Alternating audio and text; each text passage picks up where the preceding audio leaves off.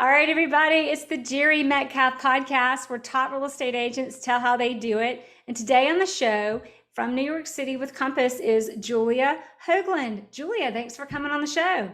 Thank you so much for having me. It's a pleasure to be here. So everybody, Julia is a top agent. I think you sell 50 or 60 homes a year. You've got a team, but boast for us a minute. Tell us how long you've been in the business and who you really are. We have been in the business since 2005. I started the business after careers in engineering and finance. And the approach that we take is very analytical and methodical and systematic as a result of that. And that enables us to be a productive team and do that 50 to 60 transactions a year, because we have a lot of systems in place to help things, help us, keep things going and make sure things don't fall through the cracks. And that's, it's exciting. And the fact that we work all over the price spectrum, from, $400,000 studios to $65 million penthouses and everything in between. And that provides an interesting hedge against market movements. Our best year up until that point in time was 2009, which was one of the worst years in New York City's history. But because we were able to quickly pivot to the conforming loan world, which is where the government was throwing money, we were able to really capture a huge share of the market of the business that was getting done. And so I like it's a lot of work, which I love, so that's no problem, but it also helps us be productive in virtually any market. So that's incredible. So you came from an engineering and finance background. So you bring into the business very much a business perspective. Mm-hmm. And in doing your business, just to really repeat what you said, and you correct me if I miss anything, but you've got a team that is built to be agile. So while a lot of teams, and there's a lot of value in focusing your focus, but your focus is on efficiency, serving a spectrum of markets so that you have systems in place and a team in place so that you can adjust ahead of or in line with the market, so that even in 2009, the worst year in real estate for most people in the business, was one of your best. Exactly. And we're always working diligently with our business advisors, and I have a chief of staff that I've had. I mean, we've had a chief of staff for most of the years I've been in business to look at the systems and see what's working and see how we are evolving. I'm personally evolving, the team's evolving, the level of expertise on the team is evolving, and make changes so that we can then, be in an even better place for our clients and ourselves over time. Wow. So you like to be productive. Yes. And you like to evolve and grow. Mm-hmm. So we're going to learn more about that. But first, how and why in the world did you get in this business in the first place back in 2005? It's 2021 today, for those of you who are listening and don't know what year it is for you. Anyway. So my husband and I got engaged, and we're getting married in 2003. And I was in finance. I'd been there for 8 years, and I liked aspects of the work, but I wasn't passionate about the industry in general or the career in general. And I got laid off 2 months before we were getting married, and took that opportunity to, one of my passions is travel. And so we took a year off to travel the world, and got back from that trip completely out of the business world and into I'm going to do for my life what I want to do, which of course I didn't know what that was. And so I started investigating being a landlord and buying real estate. And I thought maybe I could create enough income for myself doing that. But I fairly quickly realized I'm not a landlord. I'm not going to knock on doors and collect rent. And if you want to pay someone to do that, you need more money. And anyway, the stars did not align for the buy side of real estate. But I looked at the sell side, which is what you and I do. And I guess I got really lucky because I love it. It fit me. It suited me. I was good at it. I think those two things are often aligned. If you love something, you're good at it. And the rest is history. Wow. So you thought investing's great because we hear that all the time, and then collecting rent's not, and all of the things that come with it. But you had the experience to tap into real estate and become an agent. And so that wasn't, so kind of 2003, you got a corporate job. 2003 was your year. I love you're 2003, I was going to do what I wanted to do, but I still didn't know. Yes. Well, we married in May 2003, traveled through June 2004. I did the business plan on the buy side until, end of 2004, cross that off the list. In February 2005, I got my license, and I realized as you know, that we don't get salaries, we pay brokers to Pay to work. Exactly. And so I interviewed all of the top brokers in town, and I chose the one that had the best training, and which was great. It was a large brokerage firm, and they had great training, and they also were able to connect me with my mentor, who helped me get into some of the networking groups that ended up building my book. She also helped me navigate through the ups and downs of how to make things happen and get business. And yeah, it was such a fun experience, just because I really did like it. It was different. And that first year I realized that I wasn't going to be able to do what I wanted to do and have a happy life if I didn't have help.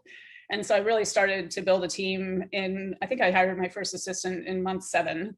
And I had no idea what they were going to do. And I told him that. He's like, so what do you want me to do? I'm like, I have no idea, but I like you, and you come and we'll just figure it out. And that's kind of what we did.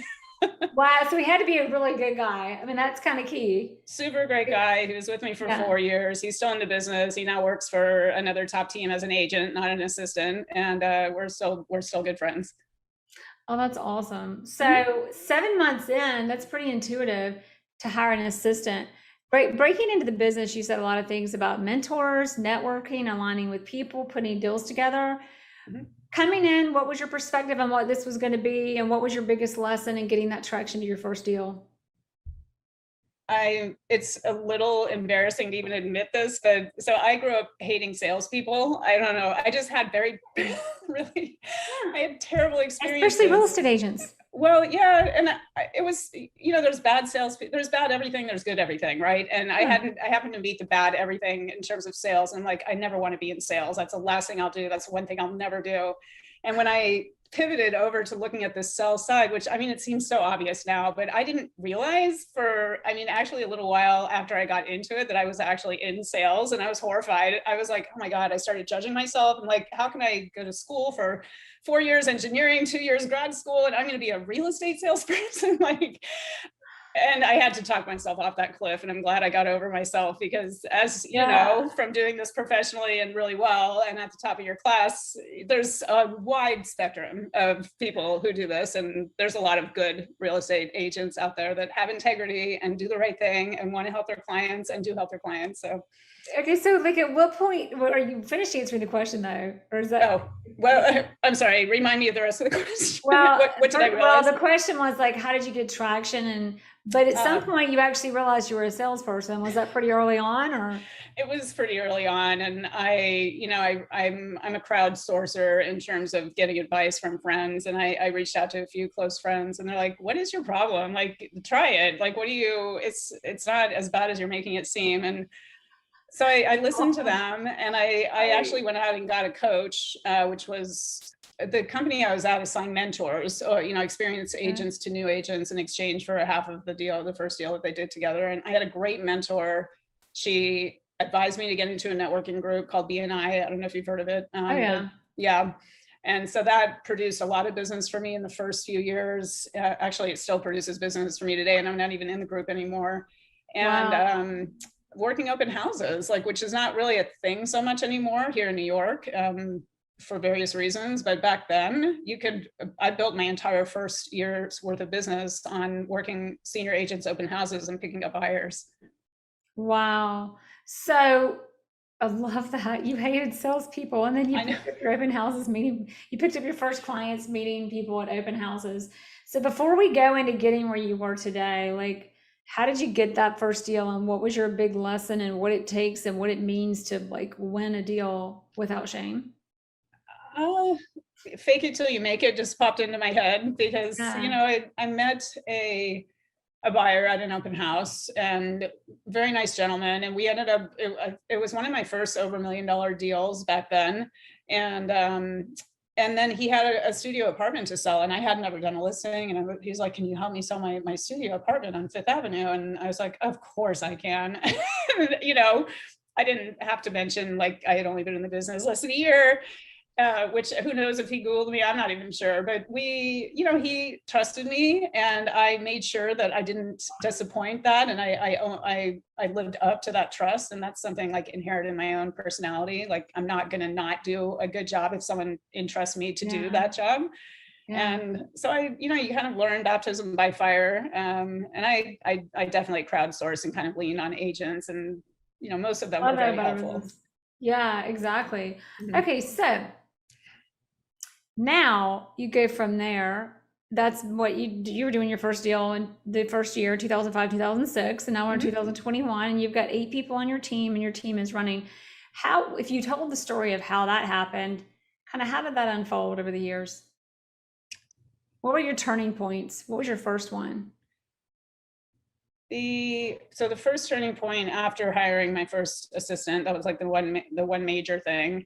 And then bringing on a second assistant in 2008, right before the crash. I met his father at a play. My first assistant was a part-time actor, or really a full-time actor and a part-time assistant. But anyway, you know how that, you might not, but that's everybody in New York. No, right, exactly. Right.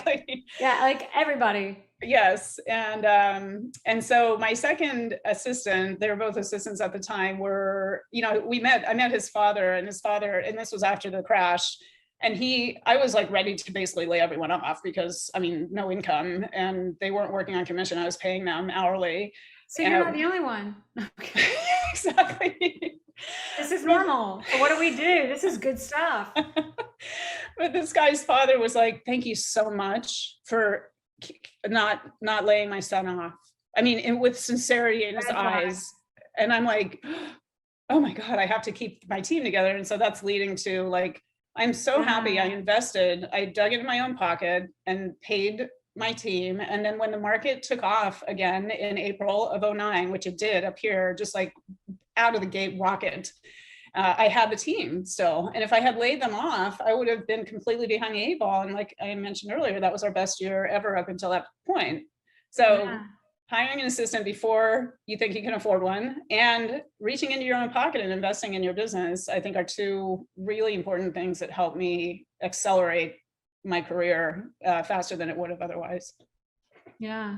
So it's so funny because the story you tell is not an uncommon story of you're like, okay, I've got to keep you, because that might be bad business advice to some people, the more, objectives, unlike us.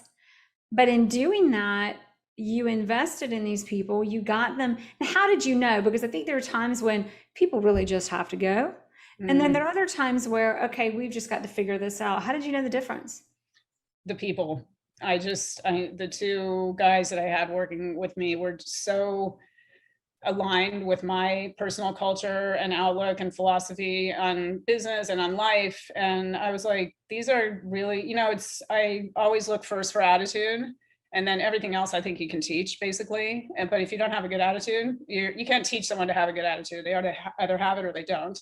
And these guys had the best attitude in the world, and were just like there and willing to do whatever it took. And I'm like, it's hard to find people like this. I'm not going to let them go. That's awesome. Yeah. So, and that's the other thing, is knowing when you've got a good thing. Yes. Yeah. Yes.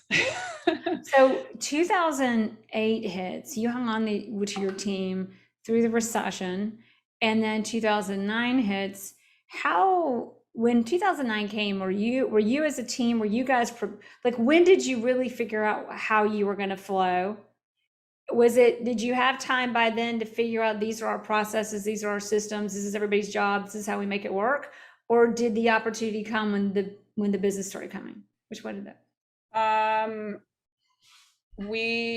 It was a little bit of a parallel process, honestly. I've had the same business advisor or coach for almost, I've been in business 16, 17 years. He's been with me 13, 14 years. And he's been, as he puts it, it's hard to read the label if you're inside the bag. So he's been reading our label because we're inside the bag. And it's hard to read the label. I'm writing this down. If you're inside the bag. Yes. So it's invaluable insight that you can get from the outside. That again is an investment that is worth its weight in gold. And he saw like where I was personally. I was still working in the day-to-day. I was basically the agent, and I had assistants, as opposed to now I'm not I work on the higher order strategic business development side of things. And I have 4 agents on the team that that work on the day-to-day, and they run with the deals and they run point. And so, and then there's been a couple of iterations in between. And so my advisor has seen like where I am, and we talk a lot, and he's like my professional therapist, basically. I've cried on I his. have that too. Oh, Yeah. you do? Yeah. It's so great. He's also my coach or business advisor, but he sometimes I'm like, he turned into a therapist today. Totally. Yeah. And he's like, all right, it's okay. It's okay. I'm like, I'm sorry I yelled at you. But yeah, so he's really helped us evolve over time. And I've argued with him so many times. I'm like, we don't need that. That's not where I want to go. This is not going to help. And he's like, okay, it's your business. You do what you want. I'm like, well, actually, when you think about it like that. And so it's, we get in our own way. I can speak for myself, sometimes the most. And he's helped me get out of my own way. And he's helped me, see like, okay, at this phase, you are looking to, if you want to grow this way, then you need to look for this person. And then maybe you need to look for, like, I can give you an example of when he kind of looked at what we had, and he's like, you guys are crazy for doing this, because when we had 3 people on the team, we basically shared a team email, and whatever came in, anyone who was available worked on it. And that worked with 3 people, because, it was easily able to be kind of coordinated. But then by the time we had 5 people, I mean, and people were like, keep up with that? Yeah, exactly. People were spending half their day reading emails and instead of finding doing their stuff. own email. Oh, and so I couldn't even do that with 2 emails. Yeah, right? I know. Yeah. So we ended up, it was hard because I'm a control freak, as I think a lot of entrepreneurs are. And I'm like, no, I have to read every email. And he's like, why? Like, you need to trust your team is what you need to do. Or you can just be a solo agent. It's your choice. You can do either one. And I was like, I love how he always goes back to, it is your choice. Exactly. If you want to jump in front of the bus, by all means, go ahead. But I can't stop you. Right. Yeah. So he's, and now we have, it's just, I am trusting my own team to take the balls and run with them. Yeah. A big challenge that I have, and I think it's a bigger challenge for me than anyone else, is that I bring in, 60% of the business that we do. And I'm introducing it as I'm involved in every deal from start to finish, but I don't run point on any deal from start to finish, because I can't be doing things like this, learning about the market, marketing your properties in Hong Kong or at international conferences in Europe, or, I can't be in 2 places at once. And so to your point earlier of owning where you are, it's like, I am owning the fact that I'm not going to be showing your property, but you have a seasoned expert agent who's going to know every single detail about that property, which is better than me showing it and not knowing those details. Exactly. On the ground, 98 times out of 100 clients are fine with that. I just feel bad because I don't want anyone to feel like I'm passing them off. Yeah, exactly. So on that gives us to turning points and getting to how you're doing it today. You had the turning point of you had 2 agents, kind of assistants, but also it was kind of, you're all doing deals. You're just the lead because you were there first. Mm-hmm. You're making decisions and paying for things, by the way, and paying them. Right. So you go from that to what's the next? Like, because today you've got 4 agents plus a junior agent plus a chief of, so 4 agents plus you, that's 5, plus a chief of staff, that's 6. Plus a marketing and operations admin that takes care of the listing admin, and then my executive assistant who takes care of scheduling things like this. That's actually 9 total. Well, 3 senior agents and 1 junior. 3 senior, 1 junior, plus you, plus your assistant or chief of staff. Is that the same thing? No, 2 different people: chief of staff, assistant, and the marketing person. Okay, so that's 8. Mm-hmm. So that's where you are now, and we're going to learn more about that. But what's the next step? So the interim step to the 3 people, or the 5 people, I should say, that were reading all the emails and going crazy and staying in the office till 11 o'clock, 7 days a week, which was not tenable for anyone, was to bring, she just left last year to become a full-time mom, and I'm hoping she'll be back someday, but she was with me for 11 years. She was my chief of staff then. And she went from being an agent, one of the 3 agents in the early days, to then going to the 5 and having everyone read the email. And then we elevated her to kind of be the the senior agent that could make sure that the junior agents were covering all of the bases with, executing on the systems. And she's actually really good at systems. So she would develop more systems and make sure things didn't fall through the cracks. And then she would advise me, and she would also kind of help like coordinate things for me. And that worked really well for a while. I'm trying to think out what the biggest challenge with that, I think, is that her job was too big. Honestly, she was doing sales and she was kind of being the chief of staff. And right now, the transition between that structure and the structure we have right now is we have now more senior salespeople. So everything that my chief of staff was doing in the sales role is now done by the sales team. And then I have a part-time chief of staff, actually, she's two days a week, who takes care of all of the admin stuff. She manages our admin, so I don't have to do that. She makes sure that, the websites, she's, managing the website, she's managing the CRM, she's all of the stuff that doesn't bring me any joy whatsoever to do. She loves it. Mm-hmm. And so she's doing all of that. The sales agents are running with the deals, and I'm able to focus on, and a big part of this was figuring out what I personally wanted to do. Yes. So that I could then delegate everything else. And I love business development, solving problems, being a leader, helping people grow, finding opportunities, being creative in marketing and exposure, and, analyzing pricing. Those things I'm really good at, and they bring me joy. And I'm basically focusing on those, which it's a long time to get here, but I'm happy with the structure. It's kind of like, for everybody listening, ask yourself the right questions. Which one of them would be, what do I actually like to do? Because sometimes I have found myself guilty of figuring out what they can just pull off for me, and I'll just figure out the rest. Yes. Like, how backwards is that? And miserable. I feel your pain. I know. That's just because you're a control freak and you just want it right. So how can I just maneuver it just to get it done right? Right. But now I can do it best. Right. So you figured out, and you kind of knew, we all know, usually we know what we're good at: business development, problem solving, being creative, growing people, and you're also good at pricing from your years of experience. Mm-hmm. So in doing that, like, how did you finally get to where you are? And should we talk about now, like, let's really hone in on your team structure, and that'll help us walk through what everybody does and how that evolved. Sure. So here's the control freak doing the talking for you, but just Go ahead. Lay it out, and then you elaborate. You've got 8 people on the team. We said this already, but one more time. 8 people on the team, 3 senior agents, 1 junior agent. Mm-hmm. So 1 chief of staff, an assistant, a marketing person, and a listings person, and you. Or is the marketing and listings the same person? Marketing and listings is the same person. And then you. Yep. Mm-hmm. Okay. So tell us what everybody does.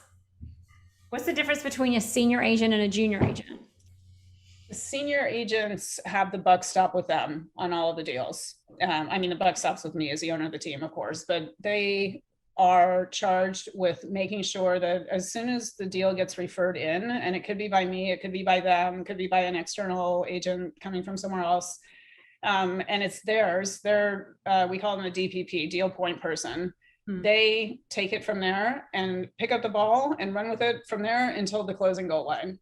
And they can choose whether they want to work with a deal support person, that's the junior agent. And if they want to bring her on, then they, it depends on their workload and what the listing is and where it is and how busy they think that'll be. That's all on them. It's all their choice.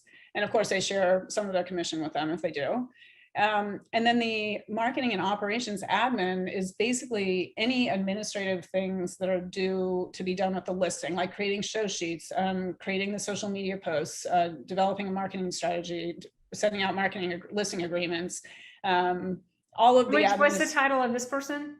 Marketing and operations administrator. Okay. Mm-hmm. And so she's super creative, and she really can think outside the box. She's in design. And so she helps all of the sales agents and the sales team execute on those things. So from executing on listing agreements and writing offers and closing contracts? So here in New York, it's a little different. I don't know how it works in Atlanta, but I think we have attorney. Oh, you do? Okay. Yeah. Okay. So writing offers for us is something that the sales agents do, because it's, I consider it, maybe I'm off on this, but first of all, I think the sales agents are the best people to write the offers because they're the ones that are really understanding what the offers are, and they're meeting the buyers and they know what the sellers are, it's just, so the offers here, they go in email. That's all we do. We don't have any formal offer system. And it's like, we're presenting an offer on behalf of the buyer. Yeah. Right. Once the offer is accepted, we send out a deal sheet to the attorneys and the brokers and the managing agent, all of that. That's the marketing and operations admin puts together the deal sheet. And she'll create the files in Google Drive to make sure and she'll make sure we have the diligence information, the offering plan, the financials, so that we're able to hit the ground running as soon as we have an accepted offer instead of being behind that 8 ball, because time kills deals, as we know. So yeah, and then the chief of staff, she runs the business because I don't like managing. I hate managing. It's just not it doesn't bring me joy. You make sure admin's doing their job. They're completing checklists. They're on point. They're showing up. They're getting the social media out when it's supposed to get out. They're getting just accountability. And making sure systems are in place and working. Yes. And we have, after 16 years, to be totally fair, a lot of redundant and out-of-date systems, and they're making our systems a bear and hard to understand for the newer agents. And that's a big project that we're working on. Is to out with the old, keep what's good, figure out what's good. And then, it's a big, big job, but I'm excited because another thing that I love to do is mentoring and making a difference, as I put in my notes to you. And I just love when people are like, oh my God, that's going to make me better and I'll be able to do more deals and make more money. And so we're trying to figure out what are the top 10 or 20 things that we can, take 15 minutes out of every weekly sales meeting. And I can say, here's what the system is, but here's why we do all of these things. And it's, it's work. You have to use systems, you have to work to use them. But if I can show people the value in the systems, then it's like a win-win-win, right? I make more money, they make more money, we do more deals, clients are happier. It's so here's a question about systems, because I think agents, when they're newer or when people are, not to sound condescending, newer in business, I'm only speaking to myself a long time ago. But you think I just have a system and it's like the fairy godmother and it shows up and things just happen in the system, but it doesn't really work that way. No. And there's a lot of time spent to it sounds like you're the same, holding people accountable to the systems that are in place, because if they're not, bad things happen, and the time taken to fix the crisis is it's kind of gone. It's not there. It's not available. It's gotta and the damage. So how do you make sure, because there's all this talk about people's systems and I think they're quite rare, and it sounds like I'm real big on those. And I actually do them. I hear it a lot and find out it's not really true, and I don't mean that as an insult. I mean that as that used to be me. So to you, how do you enforce those systems and how do you evolve? Because I've noticed you use that word, by the way, a lot. You evolve, you grow, productive, efficient. It's a really interesting question to me because I'm slightly paranoid by nature, and we have the agents on our team are independent contractors. We can't tell them how to do anything legally. We can only tell them what needs to be done, close deals, and we can offer them all these great tools to use, but we can't force them to use them. And so the key, going back to what we were talking about earlier, is helping them. One of my favorite sayings is help people answer their own questions. And so I want to help them answer the question of, why should I use these? And if they can see, because I'm going to make more money in less time and I'm going to have more time to go on vacation, oh my God, there's a motivation right there. And I'm not telling them to use them. They're wanting to use them. I'm just telling them they're there and why they're helpful. So that's really the magic sauce. And I haven't found the exact right recipe, but we're continuing to work on it. Yeah, I find there's a lot of time kind of reinforcing and checking in and holding people accountable. But I also find that when I spend that time doing that, it reinforces in habits. Yes. Right? Yeah, I 100% agree with that. And habits, it's all about creating habits, I think, for all of us, myself on down. On the other hand, and to my new chief of staff's credit, she has said that, look, I want people to be responsible for their own books. These are their books. They're making the money. As I mentioned in my notes to you, I've transitioned a lot of the commission to the senior sales agents, because they're the ones that are doing the work on the deals. They deserve to get paid. And at the same time, they need to close the deals. And so it's an interesting conversation that I'm having with my chief of staff in helping people use the systems that we have and educating them on them, but then putting the responsibility on them to actually do it.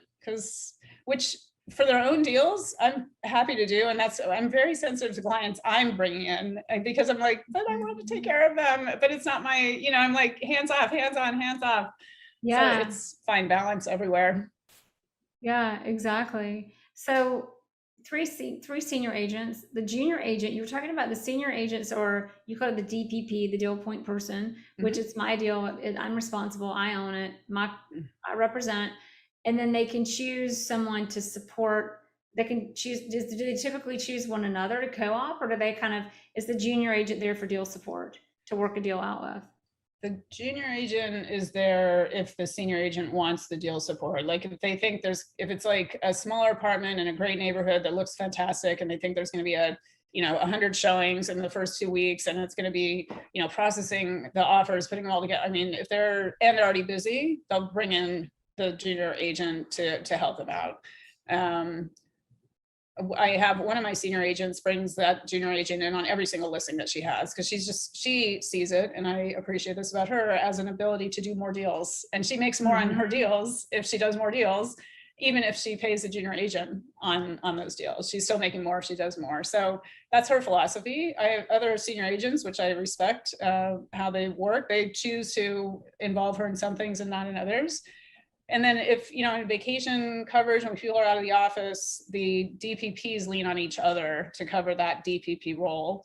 And we're looking for another DSP, deal support person, because we've found that it would be helpful to have a second person like that, so that those two have someone to cover for each other. Because I believe everyone should have time off, and hopefully no one's working 7 days a week, although that's what we do in this business. But yeah, we do. Nice to be able to so say. It sounds like a deal support person is another agent on the team. This is just an agent who doesn't have as much experience, so that's how they get their experience before they win deals. Yes, and it's interesting. It depends on the person. I think it's going to be a mixture of two. This individual has been with the team for over 5 years. She's amazing, super great on culture, and she's just like got this way about her that I love. Her attitude is like number one. But she doesn't want to run lead. It's just not her comfort zone. She loves to support. And so for her, I think she'll always be in that role. I think those types of people are harder to find. But on the other hand, if we find a deal support person that wants to aspire to be a deal point person, we have organic growth from within the team, just in case we grow so big that we need another DPP, or one of the other DPPs happens to leave because they're getting married and moving to Singapore. I don't know. You don't know what's going to happen. So it's nice to build your, what do you call that, bullpen? Yeah. That's a great. So and actually, obviously comparing it to my team, and what a great, it almost seems obvious, but it's not everybody does that. Like, what a great setup. And then again, chief of staff, who basically runs the system, looks over things. And you've got a marketing or operation and admin, marketing and listing person who helps with the paperwork. But on the closings of deals and that part of the deal, it's your closing, it's your paperwork. You kind of close, the admin manages it a little, but you kind of got to close your deal out. Is that what I'm hearing? The DPP closes the deal out and if they need the admin's help, then they'll loop them in we have a close out of deal checklist. And it's like, make sure you send the Con Ed switchover operations, and make sure you explain to people that they're going to need to get homeowners insurance, and make sure, it's just a list of things that you guys have as well. That she just goes through and executes on. And if it says, ask the agent to do the walkthrough, which of course we all know to do that, but if you're busy, could fall through the cracks. She'll hey, did you schedule this walkthrough? And so it's kind of, support for everyone. Oh, that's great. What a great, efficient setup, right? It works. This is engineering usually. and finance major who didn't want to be a real estate agent because that was I can make fun of you because that was exactly the same way. It's so funny. It's like those people with big hair, like on the sign. No. I lived in Texas. I know about that big hair. Right. I mean, Georgia is not as big, but we're close. I I had the bangs in high school and all of that, right? Yeah, Farrah Fawcett, the whole Anyway, so, I love it. All right, now we've got the font. So everybody, like summing this up, this has basically been like you breaking into the career, how you did it, how you structured your team, and now you're still growing because we always are. Yes, And you've got hopefully. this team though that's incredibly like it's truly a team. So many teams are an agent with some agents under them doing their thing. You're a team with people with specific roles. They know what they're there for. Agents have support. Support knows what their role is, and it comes together. And you're doing 60 deals a year. Yeah, So I'm really now, proud of my team. They're a team of rock stars. They bring me joy because of who they are, first of all, as people and what they do. And I'm gonna get emotional. So funny. Just in what they do, the passion and the motivation and just the commitment that they have. And I mean, I feel honored and a little bit, I don't know what the word is, but almost like how did I deserve to have these people around me? And so humble, thank you. And I'm just, and I try always to honor that with giving back and helping them achieve more. You know, if they're not growing professionally, there's not as much reason to stay on the team. And so I hope they'll all stay on the team forever. That would be great. I realize that's slightly unrealistic, but I'm going to work as hard as I can to make sure that that has a maximum probability of occurring. yeah, exactly. I love that. So it was funny. I literally was thinking about that right before our interview about growing my team, and always like the best team is being the team that I was looking for when I didn't have a team, and providing that to the agents on my team so that they'll stay and grow. Right.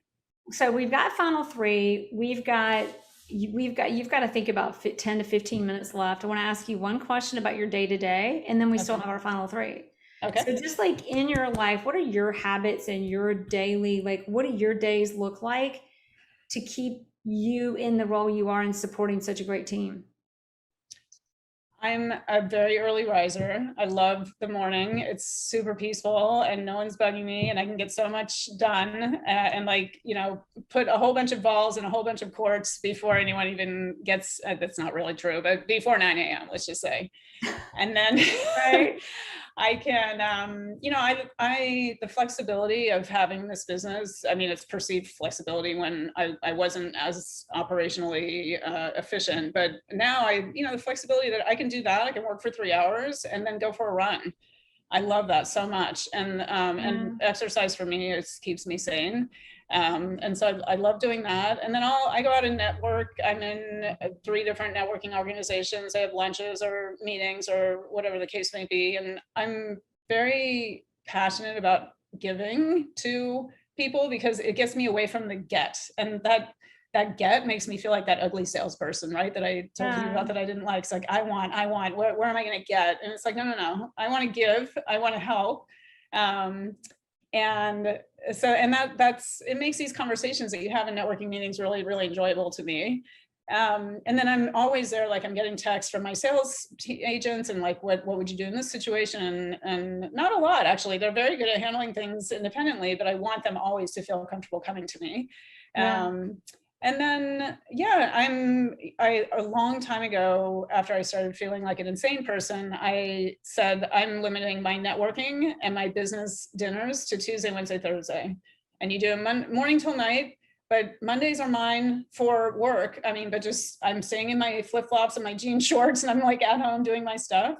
And Fridays, I also take not off, but like I do personal stuff, going to get my hair done tomorrow as an example, which isn't really necessary after summer vacation. And then weekends, thank you. And then weekends, I haven't shown properties for quite some time now. And it's not my favorite thing to do, to be perfectly honest. I love the connection with clients that I can get by doing the advisory work, but I'm not that anyway. So that's kind of my day to day, and I'm passionate about travel. I really want to create a situation where I can do what I do from basically anywhere, almost. If I have meetings with clients, of course, I have to be here in their properties, but and so my goal is to be out of the city for 4 to 6 months a year by the next 5 years or so, but still in the business doing those 4 things that we discussed.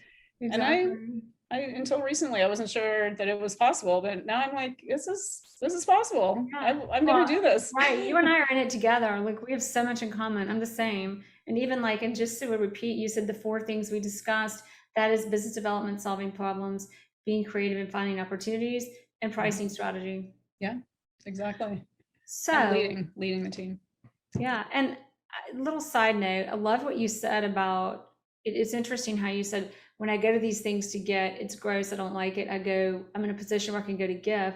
And isn't it amazing how when you go to give, just the shift in thinking of abundance creates the abundance in which you receive without going to get. Yes. This shows up because you have so much to give when you just know it and know your value. Yes, and your energy is different, your authenticity is different, and people do business with people they like, as we know, and it's just like, it was such a like, because before I was in this business, I was not like, the people would ask for introductions. I hate to even admit this, but I'm like, no, why would I do that? That's bothering them, you're bothering me. I mean, and I think I'm a nice person. I think I've always been kind of a nice person, but I don't know, it just wasn't in my DNA. And now right. And like what kind of a like energy block to be that way, right? I know. And not a criticism, like we all have, like we've all been there. Like I say that because I know it. And it's like, look at how you open the floodgates of like abundance and like, and just happiness and peace to shift. Yes. Yeah. Okay. Final 3 questions. It's 1:15. We're good. So are you good? Okay. I'm going to do an edit. I do want to edit this out. Edit 5, 4, 3, 2, 1. So final 3 questions. Number 1, what has been your best resource in creating your success today? My advisor, my business advisor comes to mind, and my completely supportive and crazily like accepting patient husband who listens to my crying, and not so much anymore, but in the beginning I was just like, it's kind of, I'm sobbing all the time. And I mean, as I mentioned to you earlier, I had a very thin skin coming into this business, and I thought everything was, anytime anyone got upset, which people get upset in these deals, they're very emotional, it was all about me. I did something wrong. I was crying almost every day coming home, and the business helped me develop a thicker skin, knowing that it's not about me. I'm just here. I happen to answer the phone, which I want to do, and they're yelling, but it's not me. And that thicker skin that I developed as a result of this business helps me in my personal life. So again, a win-win. Big time. I always think I would like just be such a not nice, miserable person if it were not for this business that is so tough, but it does that for you. I mean, like, thank you. You just so well said. Okay, so question number 2. Is there a book, or if there's a book, what would it be? What book has changed you, changed your career, changed your perspective? Traction. Have you read it? Yes. Yeah. I didn't even get through the whole thing, but I got so much out of it. I started implementing it. I've got a takeaway I want to share, but first, what is your biggest takeaway from Traction?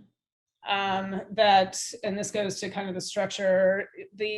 One of the things they mentioned in Traction is to take all of the people that are in your business out of your business, and mentally, of course, and then look at what roles does your business need? Because all of our businesses are different, even though we're in the same industry. What roles does your business need to effectively operate and give you, the owner of the business, what you want?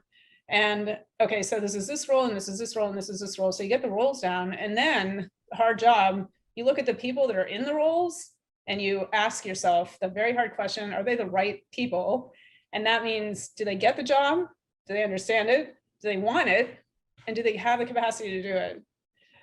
And that's scary, because the answer to that question might be no to one or more of your people. And yeah, so I remember that part, and I'm repeating it to learn from you, because it's tough, because you just want to make things work when you're so strong-willed, like most people in this business. Yes. So look at your business, mentally remove people, look at the roles, what's necessary. And side note, again, remember what you're good at, which you figured out clearly. You've laid it out in a list for us: business development, problem solver, create opportunities, and you like the pricing or strategy. So going back to that, what are the roles you need to keep you honed in on what you're good at? Okay, now put the people in. then there were 3 questions you asked. Can they do the job? Do they want to do the job? And do they understand what the job is? Do they understand what the job is? That's hard to answer. Fortunately we've had, I'm sure you have too over the years, like had to have people move on, which to me, I'm like, I'm your biggest cheerleader. If you want to leave the team, come to me. I will be your biggest cheerleader and supporter, because I've been in 2 careers that I wasn't passionate about. I don't want anyone to go through that misery. Or if someone needs to leave the team, from my perspective, I'm like, look, this isn't working. I mean, and I know it's painful to leave, but once you're gone, like when one door closes, another door opens, I guess is a simple way to put it. Yeah. And everyone that has left the team like that, I'm still in touch with them. We have great relationships, more or less in other cases, but they're grateful. They're so happy that I saw it. They weren't seeing it because it was a job and they wanted it, but it wasn't for them. Wow. Yeah. Oh, wow. I love that too. It's always leave people better than you found them. Yes, exactly. And that's the give. And the abundance. And the abundance. So, last question. If we forget everything in this conversation, everybody listening and me, and we can only remember one thing, what would you hope that we take away from this today? 3 things. Hire an assistant before you need one, or before you think you can afford one. Hire a coach yesterday. Yeah, a good coach. And try your best to understand first what the abundance mentality is, and then embody it in everything you do, because it's so much fun to live that way. And that's business or pleasure. Isn't it? Wow. So hire an assistant yesterday or before you can afford one. Mm-hmm. Hire your coach before you can afford one, and make sure you go in with an abundance mindset and understand what that is. It's not like blow money, by the way, right? Right. Yeah. It's like really it's like a way of being. And I didn't make it up. It's just something that, I don't know, it was just so fascinating to kind of, and I observe it everywhere. And when people don't have it, if they're good friends of mine, I'll like call on it and be like, you're keeping score. That takes work. Like, why not just drop that whole scorecard? It goes over better with some than others. That's all right. When it doesn't, like, easy, great process of elimination there. I know, because having people like that in your life, and there's one in particular that was in my life for a while in business, and she just wouldn't stop it. And I'm like, you know what? God bless you. Whatever you need to do. But that energy is just draining to me, and I wish you the best. And we had a great friendships, like Marie Kondo. You brought me joy, and now you don't bring me joy anymore. I'm going to thank you for that joy, and I'm going to let you go. Beautifully said. Julia, thank you. Julia Hoagland, everybody in New York City. Obviously, you'll be at JereMetcalfPodcast.com for show notes and everything. But thank you again for coming on. It's so good to see you and be with you and learn so much. Thank you so much, Jere.